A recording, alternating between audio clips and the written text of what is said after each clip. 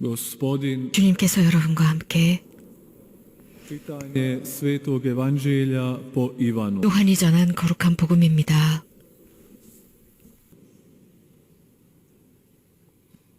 U ono vrijeme 그때 예수님께서 말씀하셨다.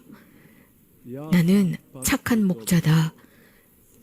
착한 목자는 양들을 위하여 자기 목숨을 내놓는다. 삭구는 목자가 아니고 양도 자기 것이 아니기 때문에 이리가 오는 것을 보면 양들을 버리고 달아난다. ostavlja ovce i bježi. 그러면 이리는 양들을 물어가고 양떼를 흩어버린다. 그는 삭군이어서 양들에게 관심이 없기 때문이다. 나는 착한 목자다. 나는 내 양들을 알고 내 양들은 나를 안다. Mene poznaju moje 내 아버지께서 나를 아시고 내가 아버지를 아는 것과 같다. i život svoj polažem za ovce. Imam i 나는 양들을 위하여 목숨을 내놓는다. 그러나 나에게는 이 우리 안에 들지 않는 양들도 있다. 나는 그들도 데려와야 한다. 그들도 내 목소리를 알아듣고 마침내 한 목자 아래 한 양떼가 될 것이다. zbog toga me 아버지께서는 내가 목숨을 내놓기 때문에 나를 사랑하신다. 그렇게 하여 나는 목숨을 다시 얻는다. 아무도 나에게서 목숨을 빼앗지 못한다. 내가 스스로 그것을 내놓는 것이다.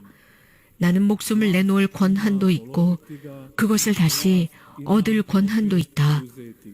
이것이 내가 내 아버지에게서 받은 명령이다. riječ 주님의 말씀입니다.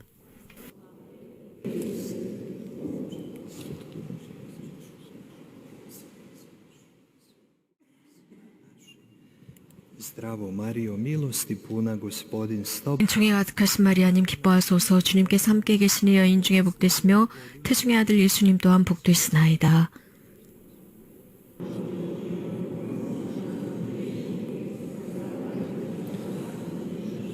Marijo, utočište grešnika, 죄인들의 피난처이신 성모님 우리를 위하여 비르소서. 그리스도 신자들의 도움이시여 저희를 위하여 비르소서.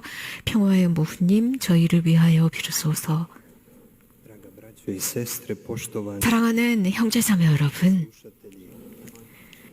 radio postaje Mir Međugorje, 인터넷을 통해서 함께 연결된 모든 사랑하는 형제자매 여러분, djevice Marije, onu koju nam je Isus 복제신 종정 마리아를 사랑해서 이곳을 찾아오신 모든 사랑하는 순례자 여러분, 예수님께서 성모님을 우리들의 어머니가 되시도록 하셨습니다. riječi 하는 말이 존재합니다. da se koriste u prenesenom značenju, da u potpunosti promijene svoj smisao, 우리가 značiti nešto drugo. 이러한 말들을 어떤 다른 형이상학적으로 사용할 때 의미가 바뀝니다. 예를 들어서 목자라는 말을 생각해 볼까요? U širem značenju često upotrebljavamo riječi čoban, čobanin.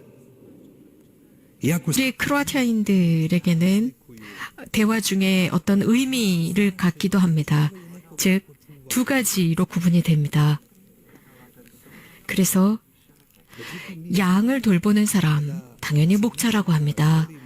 우리가 알고 있는 것은 nedoličnog ponašanja često znamo reći 누군가가 제대로 행동하지 않고 바른 행동을 하지 않을 때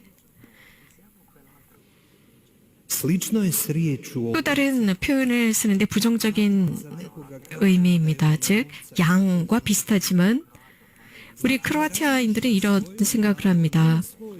자, 저 사람은 양과 같아 라고 하면 그 사람은 고집스럽고 그리고 자기 주장도 없고 그냥 사람들이 하는 대로 그저 쫓아가는 사람, 자기 주장이 없는 사람이라고 생각을 합니다. 그런데 spasenja vidimo da 성서에서의 목자와 양이라는 것, 구원 역사 경륜 속에서 나타나는 이 두 가지 개념은 정말 아름답습니다. 이 두 가지 요소는 무엇보다도 아름다운 말, 그 중에서도 목자라는 것은 최고의 표현입니다. 구약 성경만을 보더라도 이 구약 성경 속에서 드러나는 몇몇 인물들, 목자들이었습니다. 양떼를 돌보던 사람들이었습니다. 예를 들자면 요셉, 그는 아버지의 양을 돌보고 있었습니다. 아버지 야곱의 양을 돌보다가 형들에 의해서 팔렸습니다. 하지만 그는 지혜로웠습니다. 목자의 지혜로 그는 한 왕국을 지배하는 사람이 되었습니다. 모세를 한번 볼까요? 그도 목자였습니다. 그는 장인의 양들을 돌보다가 주님께서 그를 선택하셨습니다. 야훼께서 너는 내 백성을 이끌 것이다. 이집트로부터 내 백성을 끌어낼 것이다. 다윗을 한번 볼까요? 그도 목자였습니다. 이세요 아버지의 양들을 돌보았습니다. 너는 이스라엘의 양떼를 돌볼 것이다. 라는 표현들입니다. 자, 역사를 한번 보겠습니다. 역사 속에서도, 교회 역사 속에서도 성모님의 발현사를 보게 되면 과달루페 에서 목자인 디에고에게 발현하십니다. 루르데 베르나데트도 마찬가지죠. 양떼를 돌보는 소녀였습니다. 파티마, 루치아, 히아친타, 프란체스코. 양떼를 돌보던 목동들이었습니다. 살렛, 멜라냐, 어린 소녀 멜라냐도 양떼를 돌보고 있었는데 성모님께서 그 소녀를 찾아갑니다. 메주거리 한번 볼까요? 그 외 모든 성모님께서 발현하시는 장소에는 이런 목동들, 목자들, 단순한 사람들에게 발현하십니다.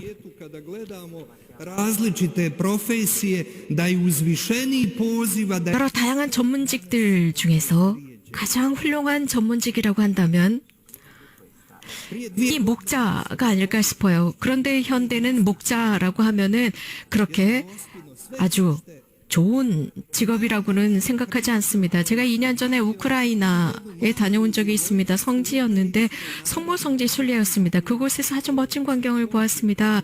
거기 한 소녀가 양떼를 돌보고 있었습니다. 양떼를 돌보고 있는 그 소녀는 전통 복장을 하고 있었어요. 굉장히 아름다운 모습이었습니다. 제가 왜 이런 말씀을 드리고 있는 걸까요? 우리 모두가 잊어버린 게 있어서입니다. 단순함을 잊어버렸습니다. 하느님 눈앞에서 우리는 순수하고 단순해야 합니다. 우리가 단순한 하느님 눈에는 정말 소중한 것이 우리가 무시한 것들, 바로 그 단순함입니다. 그 단순하고 순수함. 삶 속에서의 그 단순함, 시골의 단순함 말입니다. 저는 이런 생각을 합니다. 이런 생각을 여러분들과 나누고 싶어요. 조금은 진지한 생각이기도 합니다. 지금 이 현대 약간은 미쳐가고 있는 이 시상 속에서 목자들이 더 많아진다면, 단순한 사람들이 훨씬 더 많아지고 양떼를 돌보는 사람들이 많아진다면, 그래서 그들 스스로가 나는 목동이야 라고 한다면,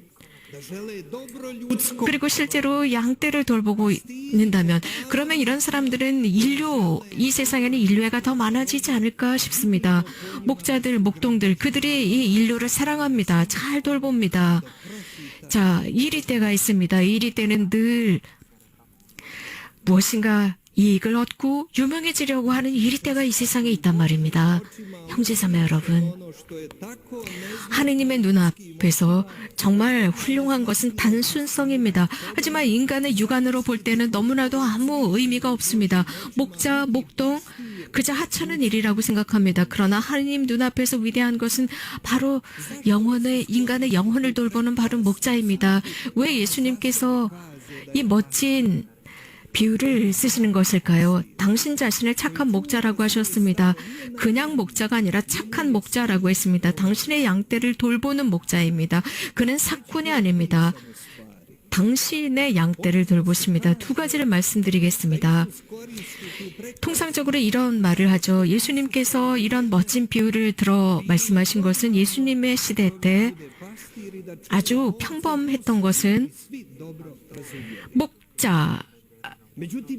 목자다라고 하면 모든 사람들이 다 그의 임무를 제대로 알고 있었습니다. 그것은 또 다른 이유가 있습니다. 우리가 사람으로서 살아가면서 정말 우리는 자주 이런 양처럼 행동을 합니다. 버르장머리 없는 양 말입니다. 양에는 두 가지가 있습니다. 양들은요, 먹어야 되고, 즉 푸른 초원에 가서 먹어야 하고 목자가 있어야 합니다. 이리때로부터 자신들을 지켜주는 목자가 있어야 합니다. 이 두 가지만 양에게 필요합니다. 제가 이틀 전에 크로아티아 신문을 읽었는데 크로아티아의 80%의 양들을 이리떼가 먹어버렸다는 소식이었습니다. 자, 우리는 사람으로서 무엇이 필요합니까? 우리 사람에게도 먹어야 합니다. 자신의 영혼을 먹여야 합니다. 영혼에게 양분을 주어야 하고 육신에도 양분을 줘야 하는 게 있습니다. 또 사람에게 있어서 사람은 동물보다 훨씬 더 우위에 있는 존재입니다.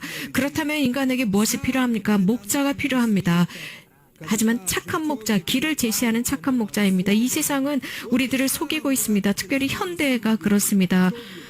우리는 자주 인간은 자유롭다, 우리는 모든 것으로부터 독립적이다라고 생각하지만 우리 사람은 무엇인가 누군가를 들어야 합니다. 누군가의 충고를 들어야 하고 순명할 필요가 있습니다. 에덴 동산을 볼까요? 그 에덴 동산에서 악마는 뱀의 형상으로 하나님께서 창조하신 사람에게 갑니다.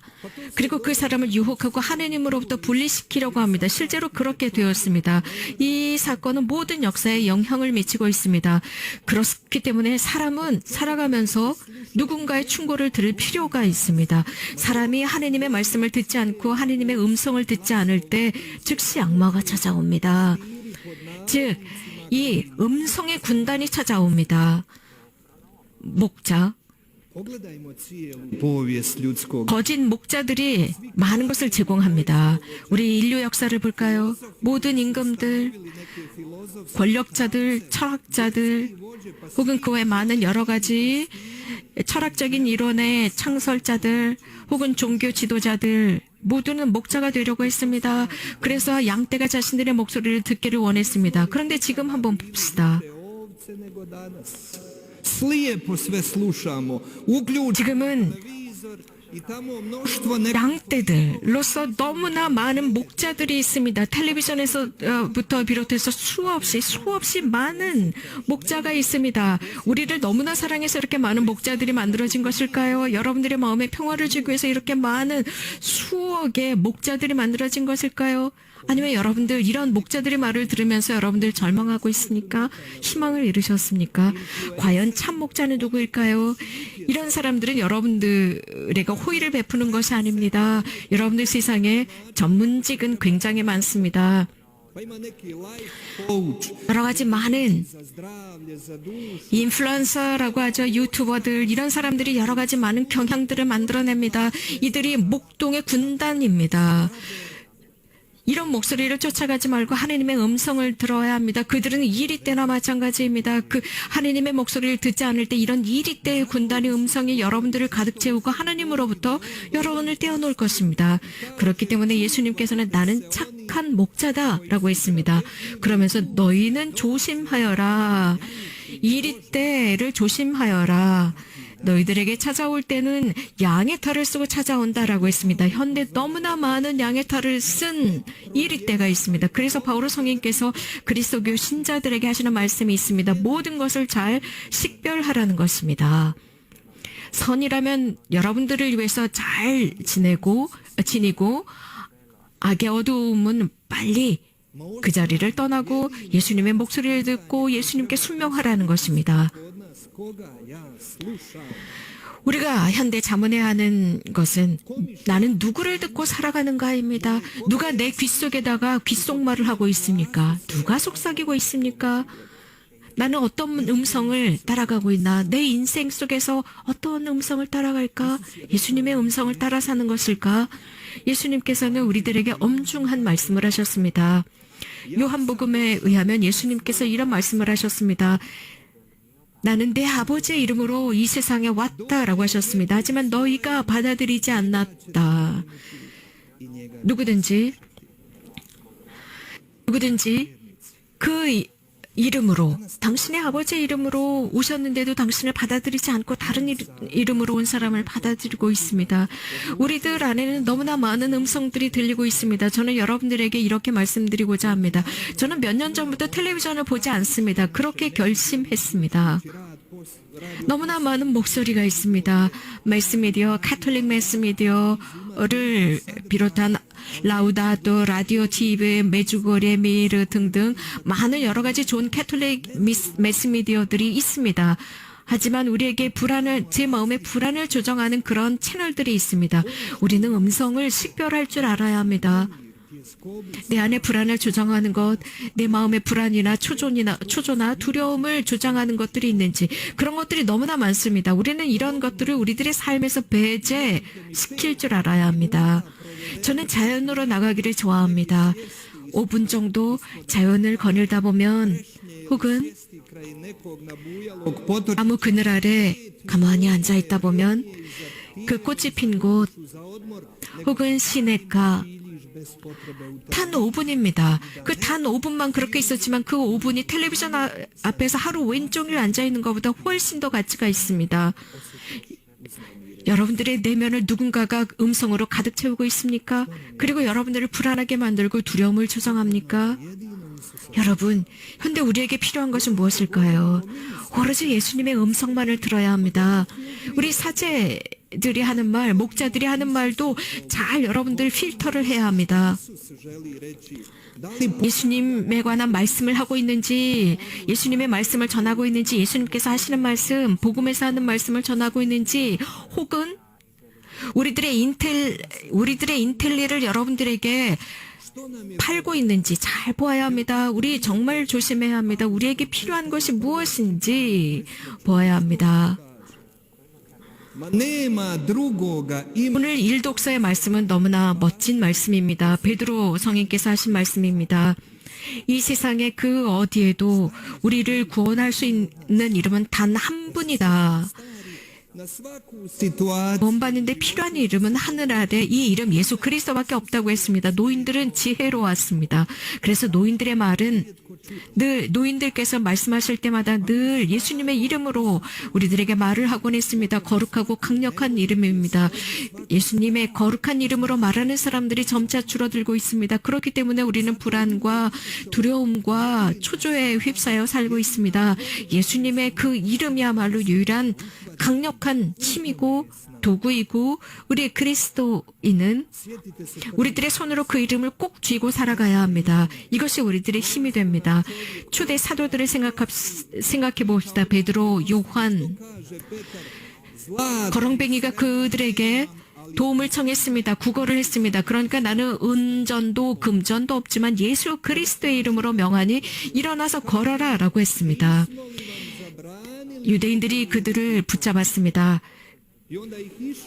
그리고 나서 예수 그리스도 이름으로 말하지 말라고 하지 않았느냐라고 호통을 칩니다.